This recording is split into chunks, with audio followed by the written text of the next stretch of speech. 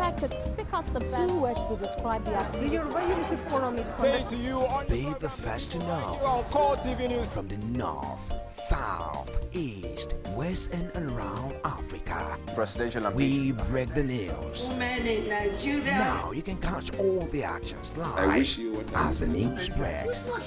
We are Core TV News. Welcome to Core TV Primetime News. A 24-hour news station.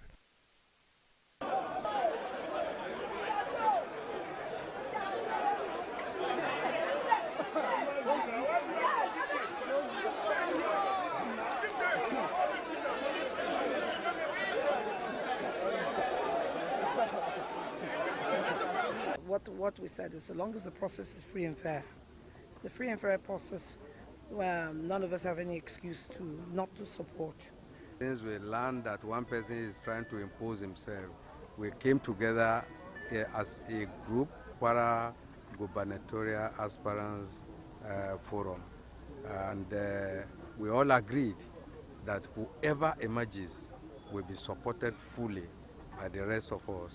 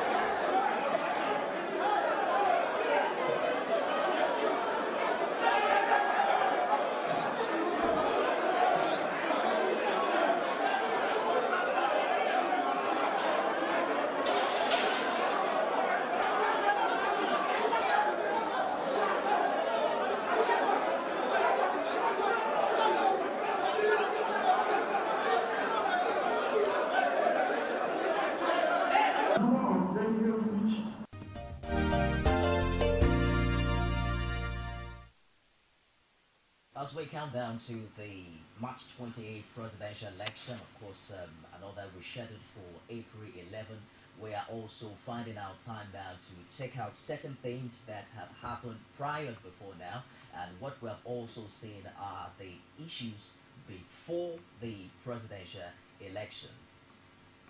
Issues before the PDP primary elections in that state. We're going to take a short break now, and we'll be back with more. Please stay with us. From time immemorial, women have birthed life, shaped character, and by extension, influenced the society. Moremi of Ife, Emotan of Benin, Queen Aminat of Zaria, all women of influence and power. Whether it's before election, after election. How ironical. Women being so powerful, yet have few grounds in decision making. They see you as a wife, and I see you as a wife to a man. We are talking women in politics. A woman will be bold enough to stand up and say, I want to become president of Nigeria. Only on Core TV News.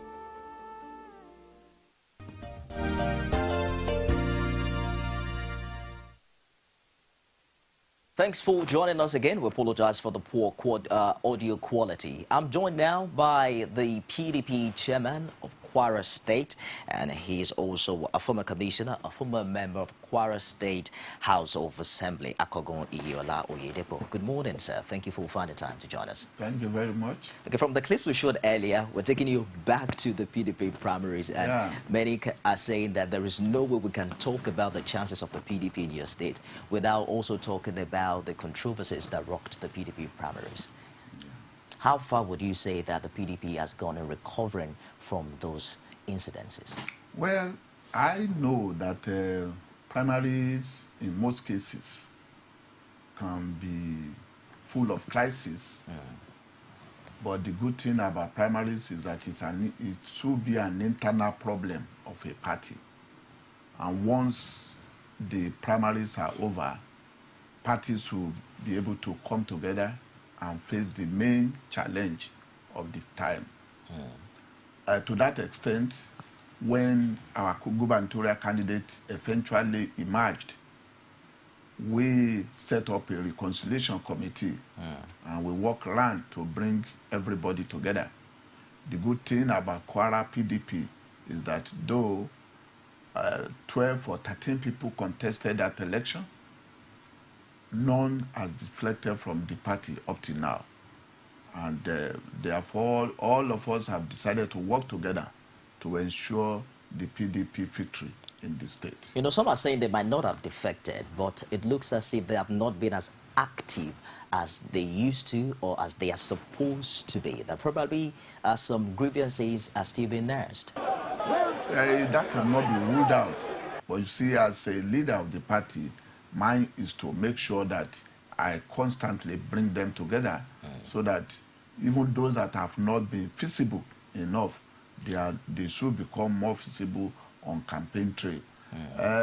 Like on Saturday, I'm also calling a meeting of the limelight leaders of the party. All of them that you can imagine will be in that meeting. And what we intend to achieve with that meeting is that even on our campaign trail now, all of them will be there with us. Okay. And whatever they need to do, as from now, they will continue to do. Immediately after the primaries anyway, some had to take rest. They traveled out, like Senator Ogbeni Saraki traveled out for some time. I understand is now in the country. Senator M.S. Ajadi also traveled out, but even before he traveled out, he was the one that anchored our state rally at Bodesadu. So they are all participating one way or the other. And those that are lukewarm will be brought in. Okay, so you are hopeful that all of them will be brought back to the same... Very, very hopeful. Very, very hopeful. What about the popularity of the PDP candidate in that state relative to other people who aspired to get the PDP ticket? Well, we can no more talk about popularity of a candidate as such. I prefer to talk about the popularity of the party itself. Because even within the PDP fold, we saw some reactionary protest to the success of that candidate at the polls, at the primary polls. Well, he didn't have all the votes. Senator Ajibola, who is now our gubernatorial candidate, didn't have all the votes. And it would be curious if he had 100% support. In a primary of that nature, everybody will just gather its own. But eventually, he emerged as the gubernatorial candidate of the party. And by and large, if you are to judge by the number of votes he was able to garner, then he was the most popular. And that is why he has emerged as the candidate. Then, once everybody now decide to work with him, it means those people that even were defeated decided to pull their own votes and behind him. So, in as much as there is party unity, you don't need to talk about the popularity of the sole candidate. It's better we talk about the popularity of the party and the unity of the party to work together so that the candidate will win the election. One would have thought that given the uniqueness of the Kwara election, whereby the PDP will be slugging it out with an incumbent governor, that all would have been done to ensure that the most popular of the candidates come up. Well, I don't know what's your own... I mean, I don't know the definition of perception of popularity. Your perception of popularity. I'm telling you the strict popularity the street opinion of the people in Kwara. Well, you see, the street opinion. Let me tell you about one thing about primary election, delegate election. Delegate election, in most cases, may not follow the street opinion. The street opinion may be for a person, but the delegate election, they are swayed by so many issues. Personal likeness, financial inducement, geopolitical formations, or even intrigues can make a candidate to emerge. But you see, once the candidate emerges, we just have to forget about the street opinion. We now have to come together and build and repackage our candidate to be accepted by the street opinions. In one of the interviews that you granted earlier, you were quoted to say that, I'm quoting you now, I maintain regular column in some newspapers criticizing the misgovernance of the Sarakis. And I still believe that the present government in the state is not doing enough to the state, and there is need for more active and decent voice in Kwara politics. When you talk about the hegemony rule of the Sarakis, how would you position Senator Gbemi Saraki, who is also a member of your party, who also aspired to be your gubernatorial candidate? Well, if Gbemi had won that election, we would have supported him and campaigned for him to be the governor of Kwara State.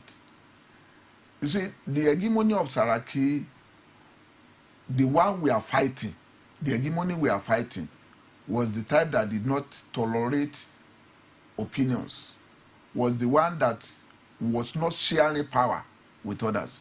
If Gbemi had won, he would have shared power with many leaders in the party. Could that hegemony be the reason? He would not have had an overbearing father behind her who would dictate everything.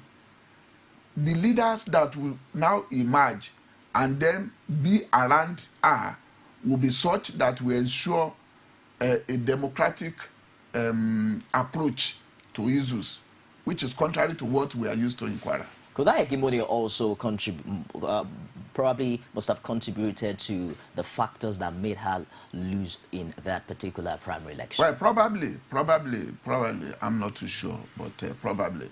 Many people, you know, as Sarakis has admirers, I mean the father, as he has admirers in Kwara politics, so also he has some people that will not want to touch the area.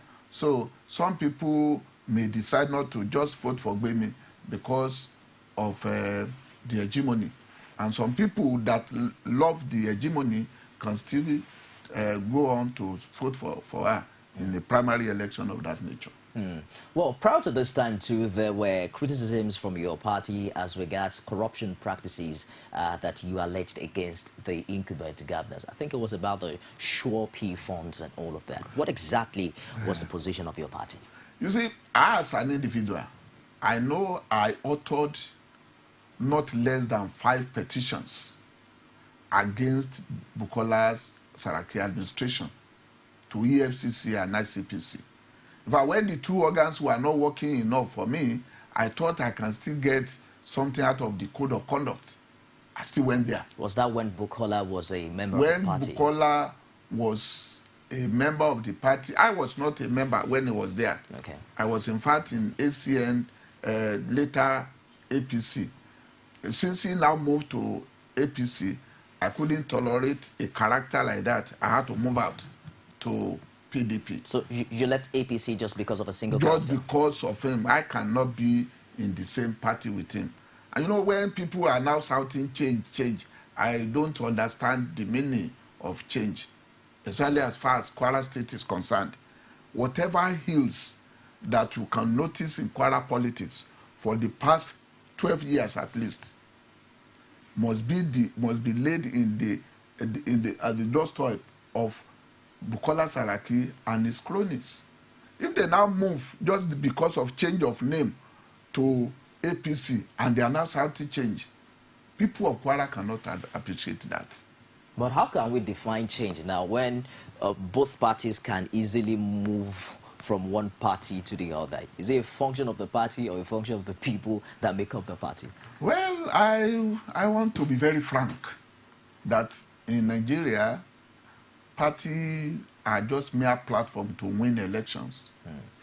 There is no party properly so-called that can be said to have either principle that directs or ideology that governs. None. So if it is convenient for you to win an election under Kowa party, or tomorrow if there is the hope that Labour will suit your purpose, you just move there. That is the meaning of a political party for now in Nigeria. But then, we're talking about personalities. We're also looking at the strength of the personalities. If certain politicians can leave your party to another party, and that determined the change in the course of leadership, don't you think that such personalities probably might also hold sway in the 2015 general elections? Well, it is true. There are some personalities that are strong to the extent that if they leave a platform, the platform must definitely feel the absence of that personality. But as far as Kwara is concerned, I believe, and that is very important, that in Kwara State, Bukola Saraki have not been winning elections as such through popularity, through his own popularity or performance in government. He had always been winning elections through one form of manipulation or the other. And if he is so powerful a person to win on his own personality and acceptability or popularity, well, let him try Kowa Party, let him try ABGA, let him try Labour Party. But he won elections while he was with your party, the PDP. Are you saying that your party also supported the manipulation that you just alleged? No, don't forget that I earlier told you that I've never been in the same party with this man. But you are now in the PDP. What I'm trying to say is that PDP. If you have when the opinion, when he was in the PDP, he enjoyed the federal might to win election in PDP. The federal might, you're saying, manipulated the election. I mean, at least as far as that time was concerned. I mean, look at the election of 2003. Look at the election of 2007. The election of 2007 was the worst in this country. I mean, there's no way you can, I mean, you can talk of free, fair, and credible election in 2007 election, and he won. How did he win? Through manipulations. Now, if you discover what happened in 2007, you can just go to court and see the record. Over 2,300 cases went to court arising from 2007 election. 2011 election was neater than 2007. And we had just about 700 plus cases that went to court. That's just a third of what went to court in 2007. Anybody could win election under that kind of platform in 2003. How did he now win election without the federal might? Because obviously when they left he has never won an election without federal might. This is the first election that man will face in his life. It's all right. Let's begin to look at broader issues now before we let you go on the show, because we also overheard you reacting to the exit of the former president Olusegun Obasanjo from your party. But just before you react to that, let's open the phone lines to Kwara people and indeed Nigerians. Of course, I have with me on set this morning Akogun IYIOLA OYEDEPO, who is the PDP, the Kwara PDP chairman. What exactly would you say? Because I overheard some of the comments you made. Would you agree, sincerely, that the Obasanjo factor isn't holding any sway on the PDP? No. I don't believe his exit from the party should be a thing of serious concern. Before he left the party, he was lukewarm. And not only that, after he left office, he had not been able to win even his own local government or ward for that party. In 2011 election, which as earlier said was better than that of the one he conducted in 2011, I mean 2007, he lost. His party lost. And therefore, so why should somebody whose exit cannot, I mean, who was unable to win election for us when he was around, why should we just shed tears over his exit? Well, this is someone who has been with the PDP for 16 years, who also served as the president of this country for 8 years. And that made it unfortunate. It made it unfortunate for him to publicly tear the party card, membership card in the public. Does that action really dent whatever contribution that this man has made to national development? No, you see, an action speaks well about a personality. Action, just simple action. I was expecting that if Chief Obasanjo would leave the party, he doesn't need to tear the card in the public. He could as well resign. He could as well become lukewarm. He could as well even go and talk to the national chairman of the party or the president that I am no more. I want to now be a statesman. I don't want to belong to any political party. But for a party that went to him immediately leaving the prison and now ask him to come and lead a party that brought him back to life from the dungeon of death to popularity and in international limelight. I mean, if only for such things, I believe that Obasanjo didn't have to treat PDP the way he did. And if anybody is celebrating that, if he goes to any other platform, be it political party or any other, that is the way he would do it also there, because his character is already well formed. He can no more change.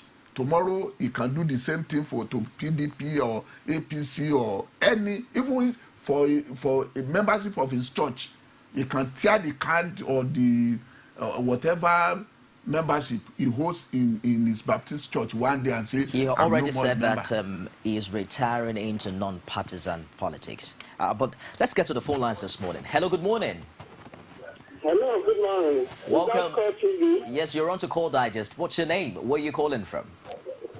My name is Mrs. Okandeji. I'm calling from Kwara State. Please, can you go over your name again? My name is Mrs. Okandeji. Okadeji. I'm calling from Kwara State. Please turn down the volume of your TV set and go ahead with your contribution. Are you there? Hello, are you there?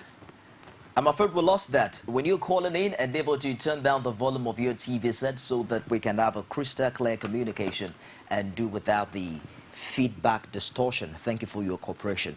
Well, beyond all of these issues now, one is also wondering if you are optimistic about the success of your party in the forthcoming presidential election, because opinion polls are of the opinion that there is a neck-to-neck campaign going on, and it looks as if it's not as sure as it used to be for the PDP. What are your reactions to that? Well, you see,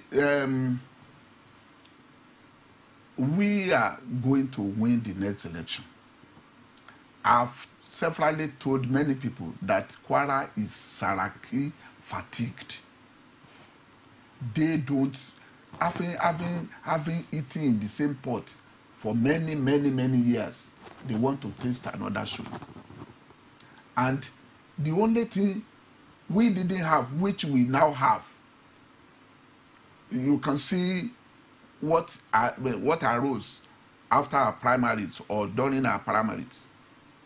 That was a thing for concern for the leadership of our party. So we didn't have unity that time, but I can tell you that we have that unity now. Apart from unity, on the ground, the environment of Kwara State is in complete agreement with our aspiration to win that election. Hello? Just a minute. Let's take this call. Hello, good morning. Good morning, how are you? Please, I need to contribute into IYIOLA on your call TV. What's your name and where are you calling from? My name is Muhammad Tajudeen from Kwara State. All right, Muhammad, go ahead with your contribution, please. Okay. I need to tell Mr. Congo IYIOLA some of other things that is happening in Kwara. He was the man we know as our chairman who has never been compromised for any time. I believe he understands what I'm saying. But during the election of primary elections, he gave us some problems. I want you to just ask him what is the cause of the primary election being manipulated by Dele Mohammed Begore and being shifted to another day? The day we did the election. Hello, sir? Go ahead, please. The day we did the election, I expected Mr. IYIOLA Akogo to be at Kwara State. He was at Abuja, and then he was at Abuja with all the 16 local government chairmen. It's from there we had the information that he was the one that gave them the authority that Dele Mohammed Begore was given to them from the presidency, of which every one of them are coming that day, and they call all the aspirants that particular time that the election will hold by 12 o'clock on the same day they are coming from Abuja. So I want you to ask him. He was the only thing, he was the only person that causing any problem we have in Kwara State as PDP is concerned. So that is my own contribution, sir. I'm sure you want to react to that. Yes, well, the man who has said that, I'm sure is a member of the party, but is not well informed about what happened.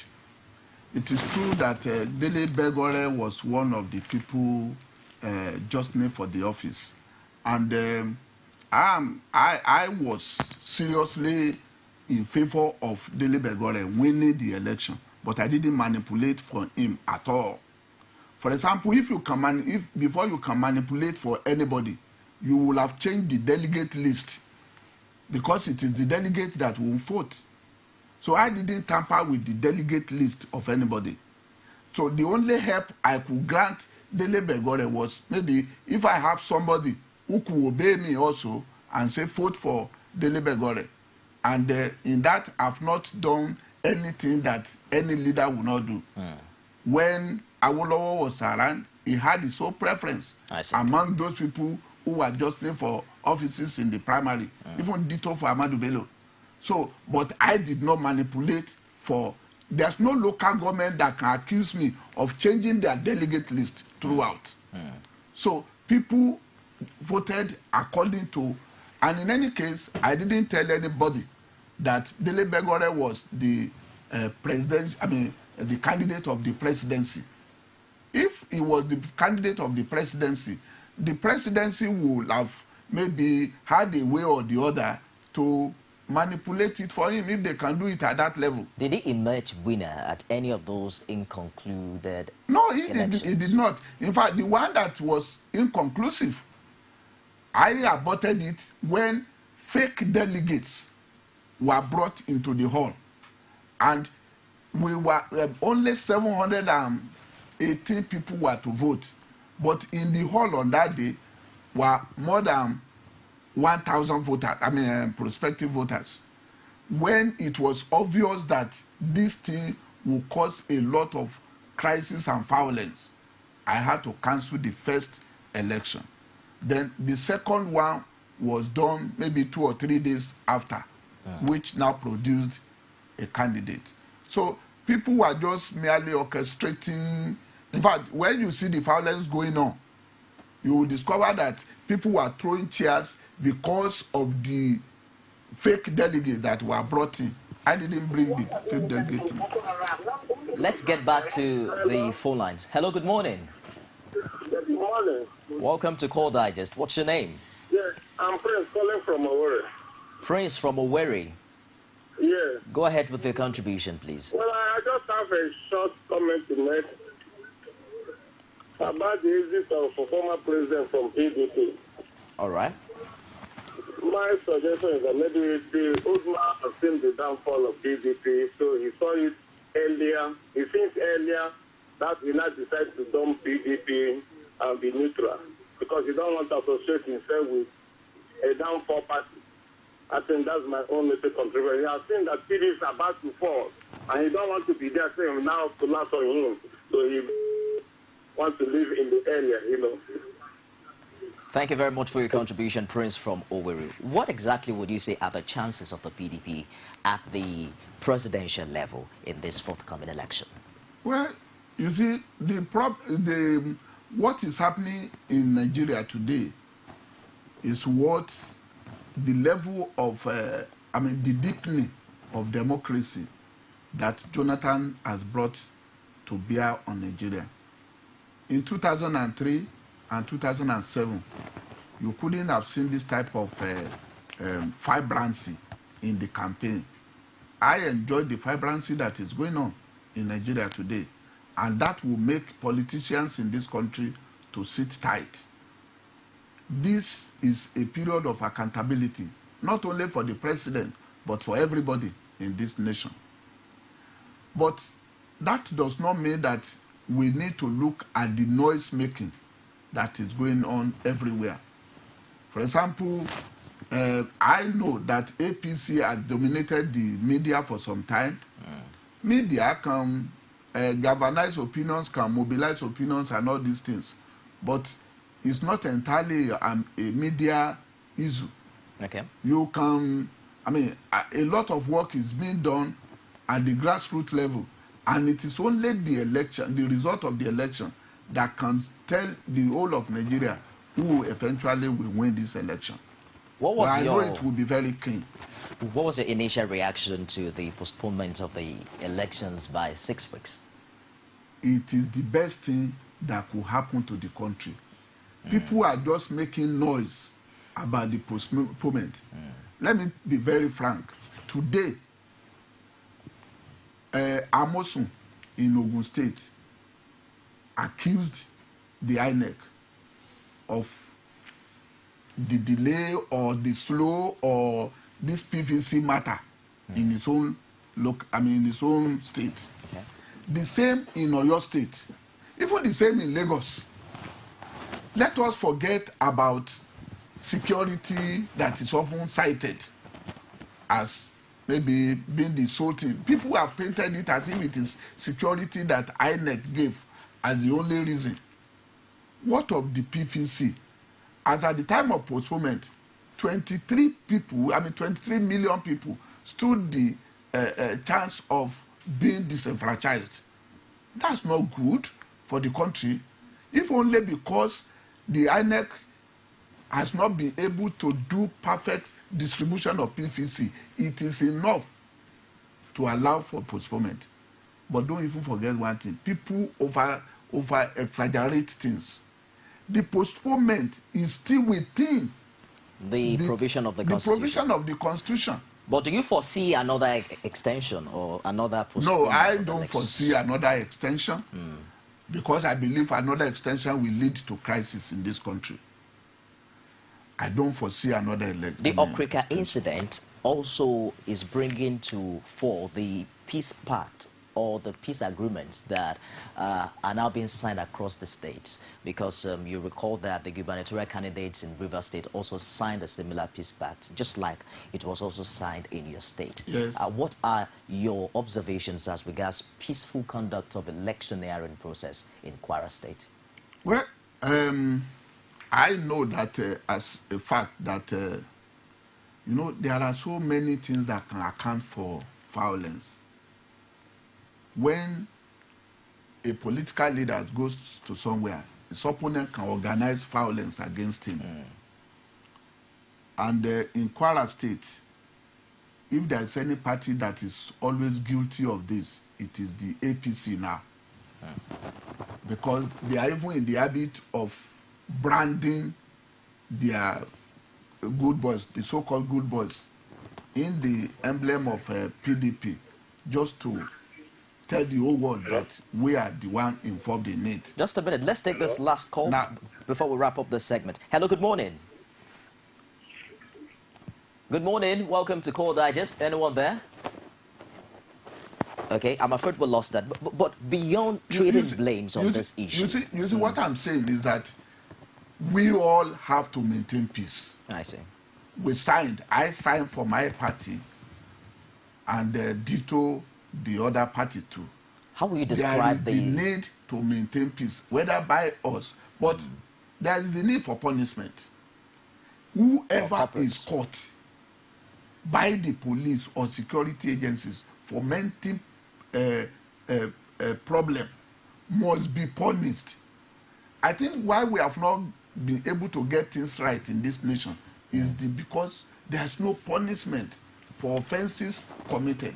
And I think that is the only area we should watch. But how do you perceive the security situation as regards the electioneering in your state, the campaign activities? Has it been peaceful?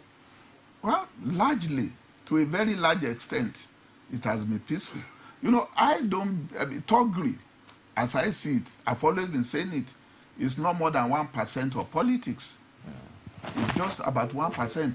Everything about politics is dialogue, debate, all these things. But largely, we have a peaceful atmosphere. We have Salisu from Niger, your last caller on this segment. You have 1 minute. Go ahead with the contribution. Okay, I just have 2 questions for your guest. Okay.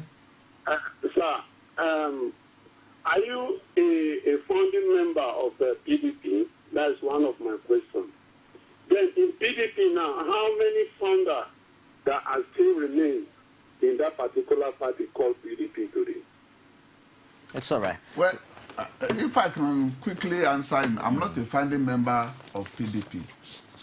But the issue of founding members still remaining is not very important in Nigerian politics. When you talk of those people in APC today, they are either from CPC, from AD, from PDP, or whatever. They can even be from ABGA.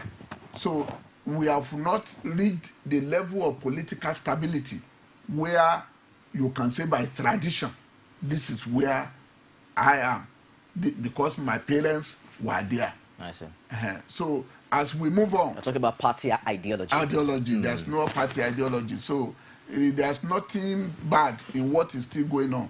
We are still shopping for appropriate platform in Nigeria. IYIOLA OYEDEPO is the PDP chairman in Kwara State. Thank you very much for joining us on the show this morning. We're also hopeful that subsequently you will find time to join us on this national platform. Yeah.